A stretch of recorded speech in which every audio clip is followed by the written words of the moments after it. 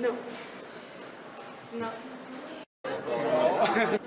No, tal vez, pero no era consciente de que era música de las FARC Eso es lo hasta que escuché la letra. O sea, no fue no fue con intención. ¿Música de las FARC? Sí. Sí, alguna, pues no la escucho, pero sí he escuchado, creo que una canción. Sí, en YouTube, sí.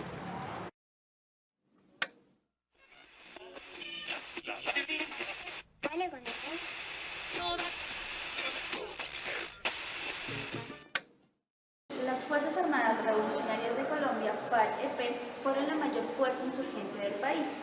Esta fue una organización militar defensora de la ideología comunista y bolivariana.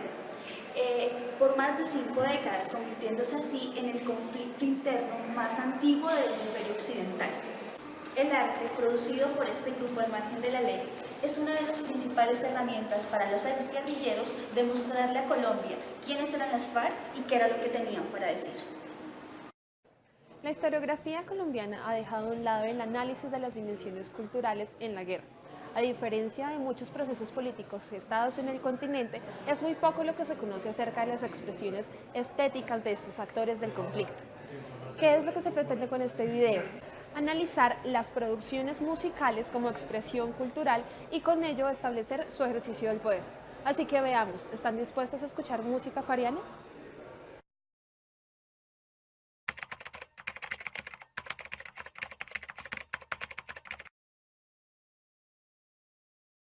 El nacimiento de la guerrilla se da a partir de la Operación Soberanía ejecutada en 1964, en lo que se conocía en aquel entonces como la República Independiente de Marquetalia en el Tolima, lugar donde se llevó a cabo una feroz ofensiva por parte de soldados al mando del presidente Guillermo León Valencia y en colaboración con el gobierno de los Estados Unidos. Esta operación fue realizada para recuperar el control de la zona y eliminar la ideología comunista. Ante esto, dijo Marulanda en su momento: el gobierno nos ha decretado una guerra que se puede prolongar por muchos años, marcando el principio de la guerra entre las FARC y el gobierno de Colombia. El día 20 de julio del mismo año, Manuel Marulanda es elegido jefe del grupo.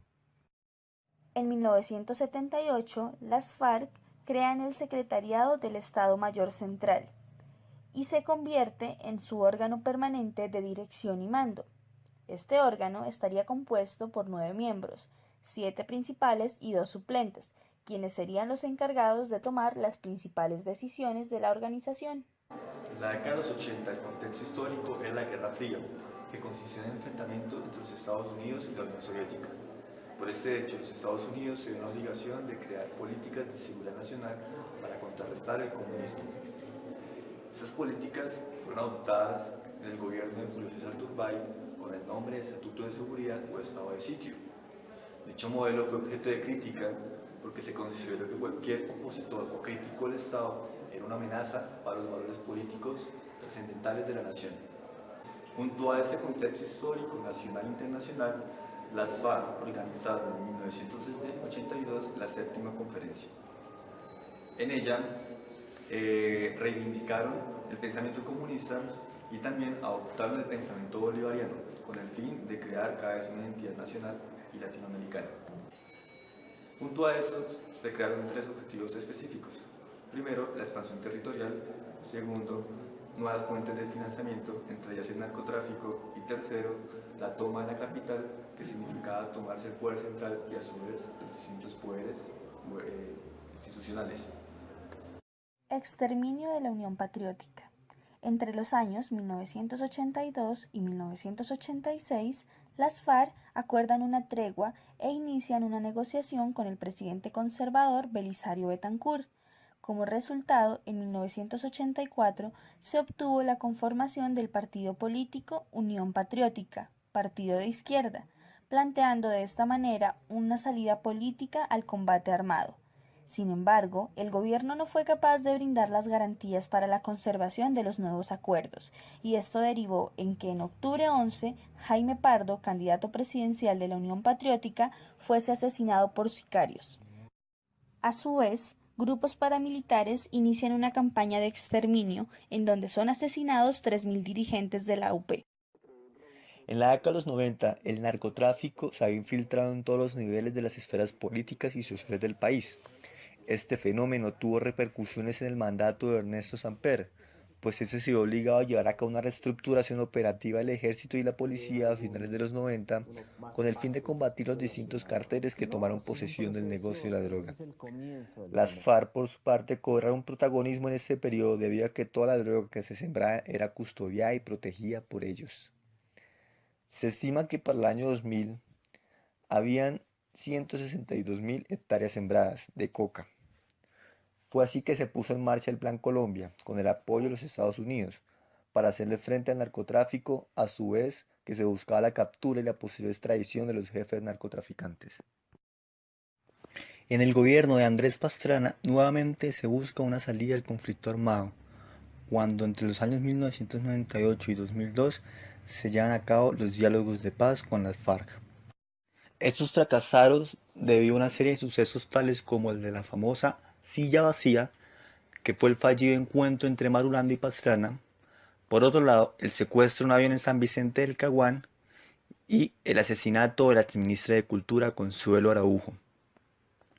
Por su parte, las FARC siguieron con los secuestros y su vinculación con el narcotráfico se hizo más fuerte. Fue así que se vio un fortalecimiento de dicho grupo hasta que se hizo necesaria una intervención completa de los Estados Unidos en el posterior gobierno de Álvaro Uribe Vélez. Por otro lado, los ataques del 11 de septiembre llevaron a los Estados Unidos a replantear sus políticas de seguridad nacional, unificando esos tres objetivos: la guerra contra las drogas, la lucha contra insurgente y la lucha contra el terrorismo. Álvaro Uribe adopta de esa manera dichas políticas con el nombre de Seguridad Democrática entre los años 2002 y 2010. Las FARC en este periodo pasó a ser conocida como el mayor cártel de drogas.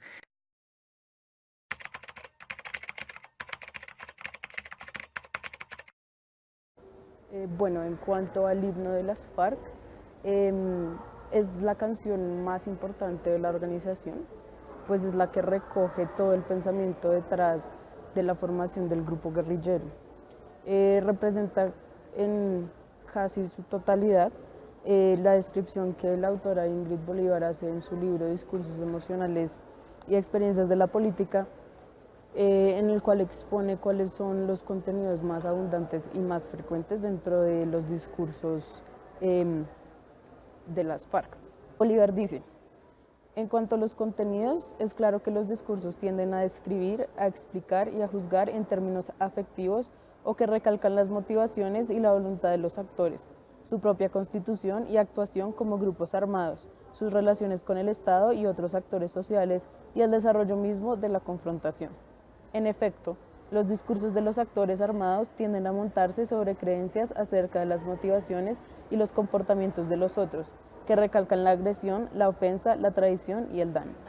Suelen explicar su propio comportamiento en términos de defensa, respuesta y protección, y suelen tener como objetos intencionales al Estado, los rivales y otros grupos sociales. Pues digamos, en la letra del himno deja ver muy claramente las motivaciones detrás del grupo de guerrillero, cuál es su fin. También señala reiterativamente cuáles son sus enemigos o sus rivales, y también deja muy en claro cuál es la voluntad de los individuos que hacen parte del grupo y del grupo como una colectividad. Además, es muy reiterativo también el que desde el señalamiento de sus enemigos ellos se autodenominen como defensores de los derechos del pueblo. Bueno, en cuanto al el coro del himno, lo que hace básicamente es una síntesis de lo que un himno debería ser, que es recalcar la identidad de la colectividad y además la misión que se ha propuesto a cumplir esa colectividad. Entonces, básicamente el himno es una invitación a los guerrilleros a seguir luchando por el fin que se han propuesto.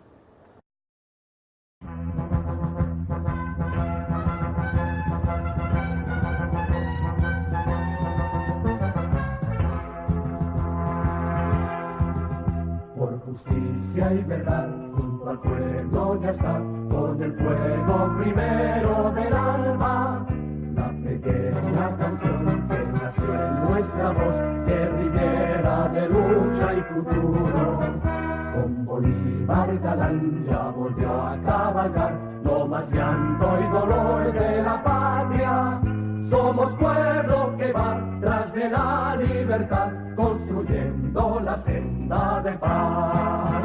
Compañeros de las FARC, con el pueblo a triunfar, por la patria, la tierra y el pan. Compañeros de las FARC, a la voz de la unidad, alcanzar la libertad. Compañeros de las FARC, con el pueblo a triunfar, por la patria, la tierra y el pan. Compañeros de las FARC, a la voz de la unidad, alcanzar la libertad.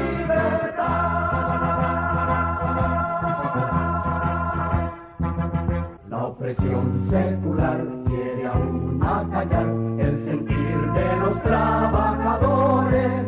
Compañeros, alzar la bandera de paz, los sagrados derechos del pueblo. Del imperio brutal ya se siente el final, con los brazos de América toda. A los pueblos la paz y la felicidad, socialista el futuro será. Compañeros de la paz. Bueno, en cuanto al género musical, como no podría ser de otra forma, en un himno de esta envergadura, tenemos que el himno es una marcha militar. Tradicionalmente las marchas militares son piezas musicales con una fuerte tendencia a lo estable, rítmicamente hablando. En este caso, esta marcha está compuesta en una métrica de 2/4, es una métrica binaria, lo que nos permite emular el marchar, el caminar. De esta manera se pretende que en esta unidad de marchar, agrupemos a la mayor cantidad de gente posible. Por otra parte, tenemos el canto, es decir, el himno como tal, que sería un canto. Los himnos pueden ser cantos de alabanza o pueden en este caso ser cantos que transmiten mensajes. Y hay una unión extraordinaria entre ese canto, ese himno y la marcha, donde pues rítmicamente la marcha apoya el texto, apoya la letra de este himno, y así se configura uno de los más importantes símbolos del movimiento guerrillero, que es su himno. Bueno, el segundo ejemplo de música fariana que vamos a analizar es una de las más de 400 canciones del músico e ideólogo Julián Conrado, quien fue el primero que sugirió que a través de la música se comunicaran los mensajes del grupo guerrillero. En esta canción se deja ver otra de las características primordiales y uno de los ejes del discurso verbal de las FARC. Las producciones verbales de los actores armados nos dan acceso a una parte muy específica de su vida emocional: cómo se presentan, cómo quieren ser vistos, qué lugar se asignan en el orden social, entre otras cuestiones, y cómo hacen todo esto en un régimen específico de prácticas que es el discurso. En sus distintas producciones verbales, las FARC se presentan como un poderoso y ambicioso nosotros. La organización guerrillera está orientada hacia la conquista de una forma de existencia social significativa para grupos de campesinos que sienten que han sido sistemáticamente expulsados y excluidos de la sociedad y el Estado nacionales. En sus distintos textos, las FARC describen los diferentes avatares que el nosotros ha tenido que enfrentar, se esfuerzan por demostrar su existencia y por explicar por qué les tocó armarse. Digamos que el tema de esta canción y a lo que se refiere Bolívar es una cuestión de identidad y de identificación de los guerrilleros para los guerrilleros. Es importante porque configura toda una visión en cuanto a quiénes nosotros y quiénes son ellos. Y desde ahí pues se puede ver cómo es que ellos se ven en un orden social. Para ellos se denominan como luchadores por la patria pues creen que han sido abandonados por el Estado y que este no los representa. Se ven como los campesinos y los pobres que están luchando por sus derechos, ya que nadie más lo está haciendo. Conrado lo dice de la siguiente manera.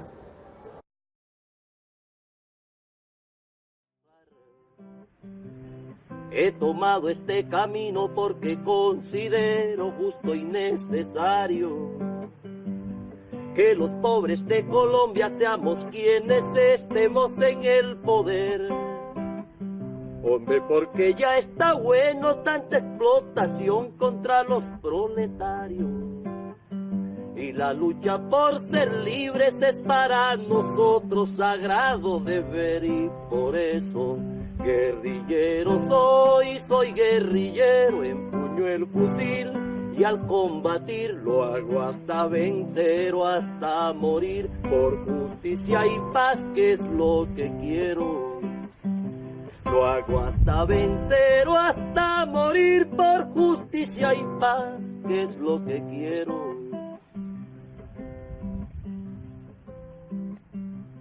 Nunca he querido la guerra, si ahora soy guerrero es por necesidad. Guerra es lo que quiere el gobierno y también algunos militares. José Prudencio Padilla. Bueno, seguimos con el tema del género musical. En este caso, esta es una canción que pertenece al gran género del vallenato. Entendemos por un vallenato un poema que es musicalizado o acompañado por unos instrumentos típicos como lo son la guacharaca, el acordeón y la caja. Este es un gran género que a su vez tiene 4 subgéneros demasiado importantes, entre los cuales tenemos el son, el pasaje, el merengue y la puya.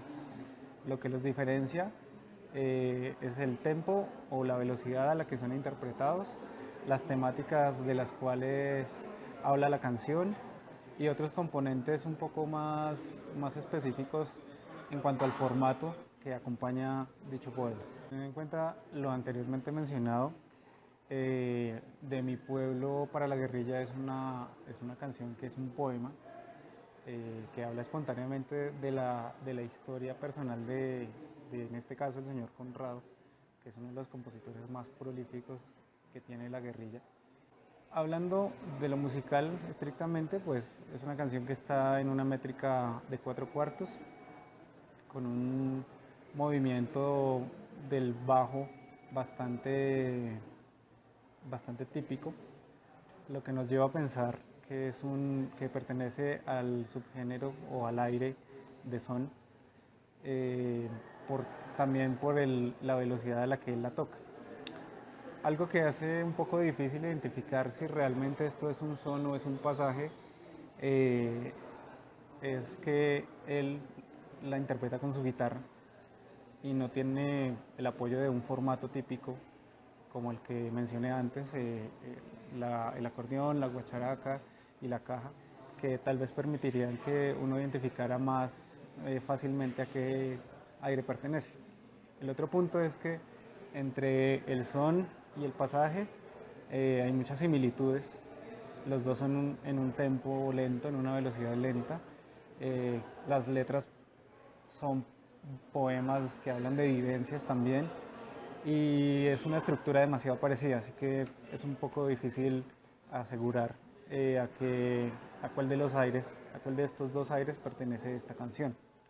El punto final es que hace parte de uno de los géneros más importantes que hay en el país, de los más populares también, de uno de los géneros que tiene una tradición muy rica, de los pueblos de la costa, y el señor Conrado usa este vallenato como un vehículo para transmitir sus vivencias, su vivencia personal.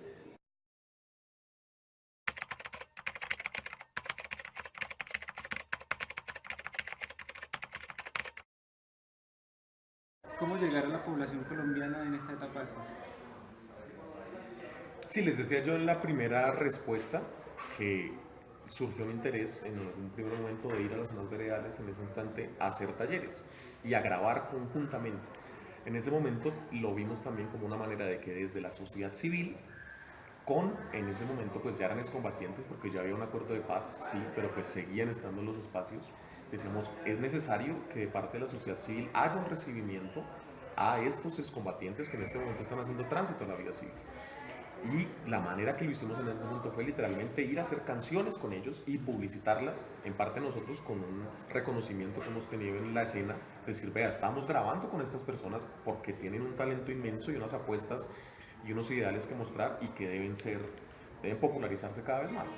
Estamos convencidos que la cultura, la música, pues es un lenguaje universal y que ese lenguaje universal progresivamente puede ir derrumbando barreras, puede ir derrumbando pues lo que comentabas de la estigmatización y demás, para principalmente en este primer momento conducirnos a la reconciliación. Hay una anécdota muy bonita, hay otro compañero también rapero, Fariano, excombatiente, Martín Batalla se llama él, que en algún momento estaban en La Guajira, me cuentan, yo no estuve en esa, pero pues la anécdota me parece muy bonita. Estaban grabando un video de una canción que él iba a hacer y en algún momento salieron de la zona y empezaron a rapear. Y ahí cerquita había unos soldados y los soldados se dieron cuenta pues que estaban rapeando. En ese momento no sabían que eran guerrilleros. Los soldados se acercan y hay un soldado que resulta que rapea. Y el soldado empieza a rapear y Martín empieza a rapear y en algún momento pues ya después, o sea, el soldado se da cuenta que Martín es guerrillero, Martín evidentemente ya sabía que él es soldado y digamos que sí, hacen una improvisación ahí de momento, sale un... Sí, como esa... Un compartir, ajá. Un verso yo y tú me contestas. Exactamente. Un contrapunteo, digamos. Y terminó siendo al final una experiencia muy bonita y que dice mucho de la posibilidad que tiene la música. A lo largo de la historia, los conflictos políticos, bélicos o no, se han dado por las diferencias de posicionamientos ideológicos entre unos y otros. En este caso, las luchas se dan desde la insurgencia, un lugar relegado en la posicionalidad del gobierno. El carácter de las expresiones culturales dentro de la guerrilla tendrían pues una función mediática. Es una herramienta para evidenciar sus ideologías, su historia, sus luchas, su reivindicación, la cotidianidad, entre otros. La música de las FARC nos muestra un carácter coercitivo e identitario. El hecho de que en su mayoría las composiciones musicales sean pertenecientes a géneros tradicionales en Colombia, como el vallenato, el porro o la cumbia, nos da pie para establecer una relación del sentimiento identitario con la tierra propia, con la patria. El aspecto de la identidad coercitiva más importante es, claramente, la posición ideológica que se contrapone a esos otros, al gobierno, a los que privan de esa libertad. La música, junto con su lírica, es un medio con más poder y viabilidad para propagar los ideales de estas luchas, y así tener mucha más profundidad en la difusión, no solo en la música, sino en los ideales de la revolución.